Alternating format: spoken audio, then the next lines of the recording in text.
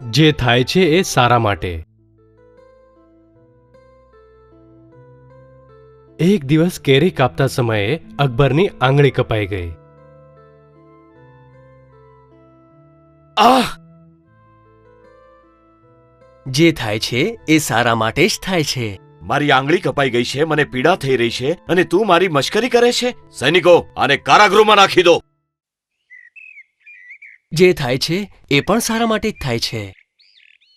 બીજા દિવસે અકબર શિકાર કરવા માટે ગયા. ત્યાં જંગલમાં એ માર્ગ ભૂલી ગયા. માર્ગ શોધતા શોધતા એ ભૂલથી એક ક્રૂર આદિવાસી વિસ્તારમાં પહોંચી ગયા. ત્યાંના આદિવાસી લોકોએ એમને બંધી બનાવી લીધા.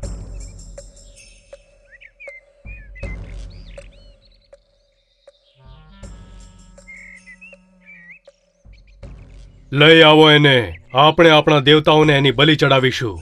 બધાએ મળીને અકબરને એક થાંભલા સાથે બાંધી દીધા. અરે થોબો, આ નહીં, આની આંગળી કપાયેલી છે. આપણા દેવતા આ પ્રકારની બલિ સ્વીકારશે નહીં. જવા દો, છોડી દો એને. ત્યારે અકબરની આંખો ઉઘડી. બિરબલે જે કહ્યું હતું એ સાચું જ હતું.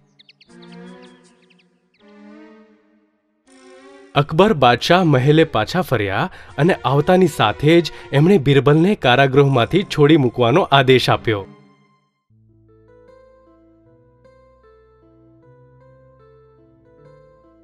જે દિવસે મેં તને કારાગૃહમાં નાખ્યો હતો ત્યારે તે કહ્યું હતું કે જે થાય છે એ પણ સારા માટે જ. તો એનો અર્થ શું થયો? જો આપે મને કારાગૃહમાં નાખ્યો ન હોત તો હું આજે તમારી સાથે હોત. તો પછી આદિવાસી લોકોએ આપને છોડીને મારી બલિ ચઢાવી દીધી હોત.